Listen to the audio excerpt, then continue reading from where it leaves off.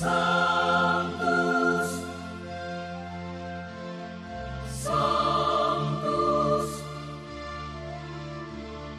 Sanctus Dominus Deus Sabaoth.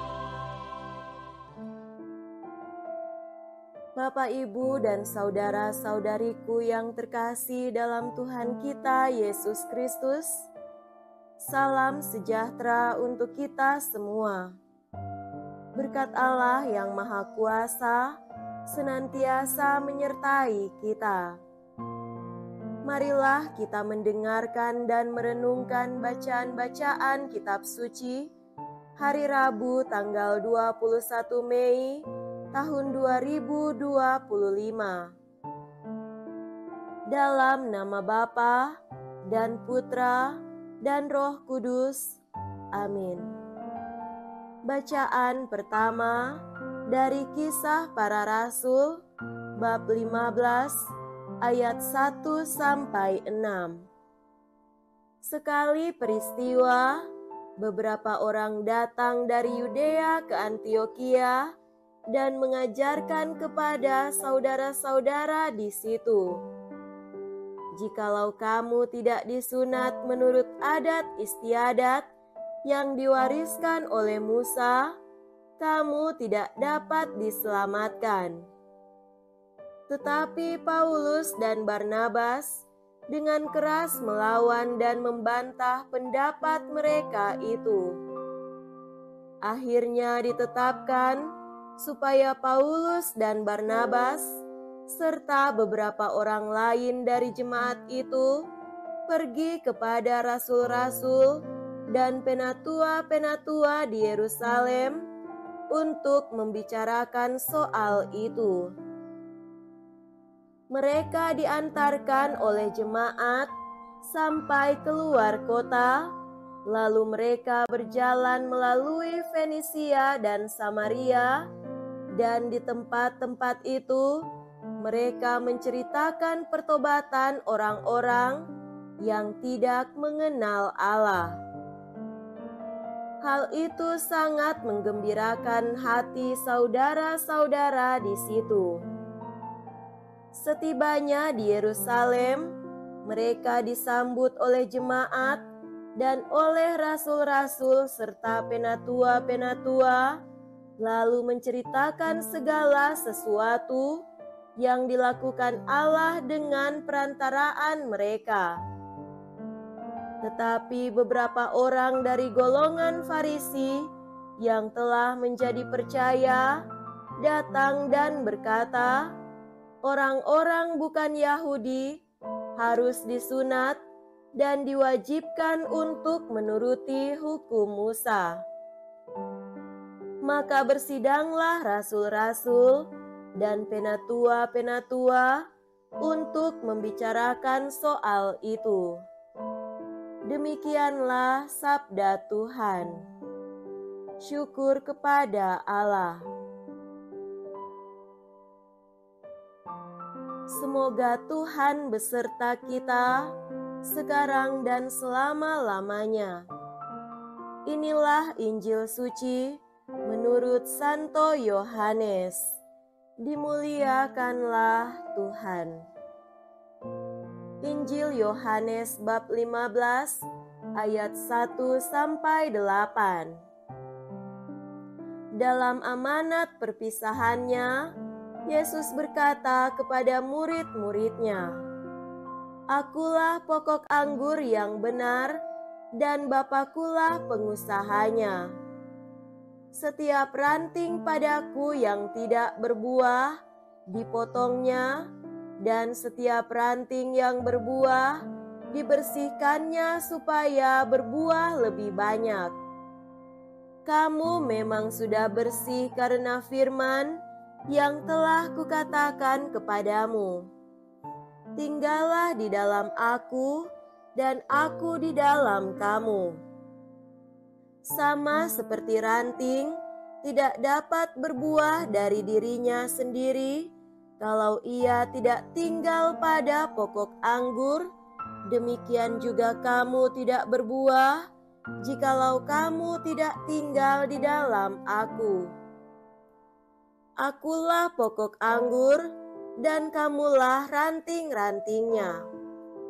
Barang siapa tinggal di dalam Aku, dan Aku di dalam dia, ia berbuah banyak, sebab di luar Aku, kamu tidak dapat berbuat apa-apa. Barang siapa tidak tinggal di dalam Aku, ia dibuang keluar seperti ranting yang menjadi kering, kemudian dikumpulkan orang dan dicampakkan ke dalam api, lalu dibakar. Jikalau kamu tinggal di dalam Aku, dan firman-Ku tinggal di dalam kamu, mintalah apa saja yang kamu kehendaki, dan kamu akan menerimanya. Dalam hal inilah Bapa-Ku dipermuliakan, yaitu jika kamu berbuah banyak, dan dengan demikian kamu adalah murid-murid-Ku.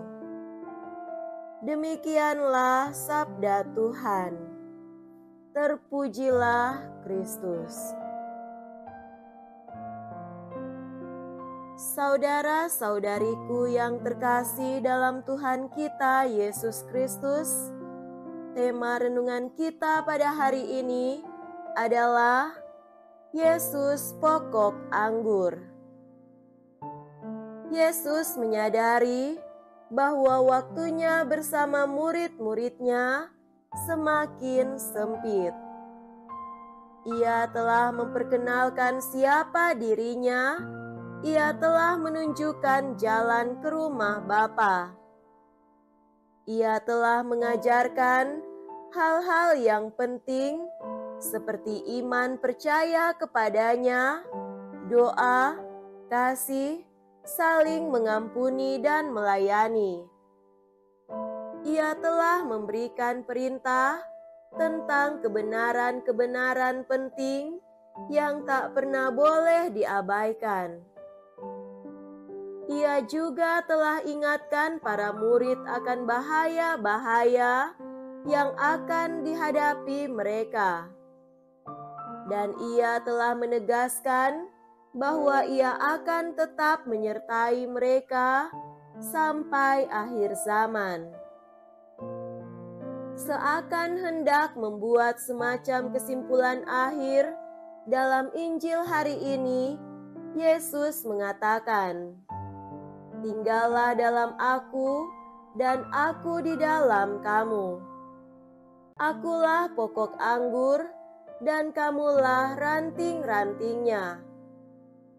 Barang siapa tinggal di dalam Aku, dan Aku di dalam dia, ia berbuah banyak, sebab di luar Aku, kamu tidak dapat berbuat apa-apa.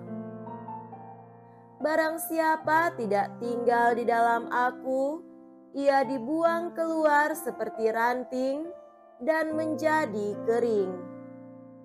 Dicampakkan ke dalam api, lalu dibakar."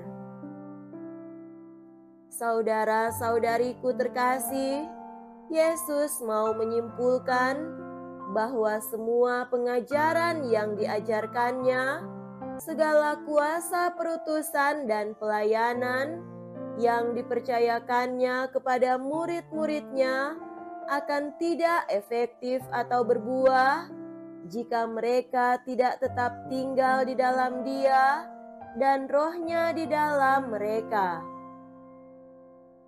Jadi, pertama-tama bukanlah berapa lama kita harus berdoa dan berpuasa, bukan soal seberapa tingginya pengetahuan rohani kita, tapi hal yang penting adalah kita harus tinggal di dalam Dia. Jika kita ingin menjadi seorang Kristiani yang memiliki semangat dan kasih Kristus, maka kita harus tinggal di dalam Dia dan Dia di dalam kita. Maukah kita berusaha mendengarkan sabda Tuhan, menaatinya, dan mempraktekkannya dalam hidup kita setiap hari? Yesus bersabda, "Jikalau kamu menuruti perintahku, kamu akan tinggal di dalam kasih-Ku." Setiap kali kita berdoa dan merayakan Ekaristi, hendaknya kita digerakkan oleh motivasi mau tinggal di dalam Tuhan.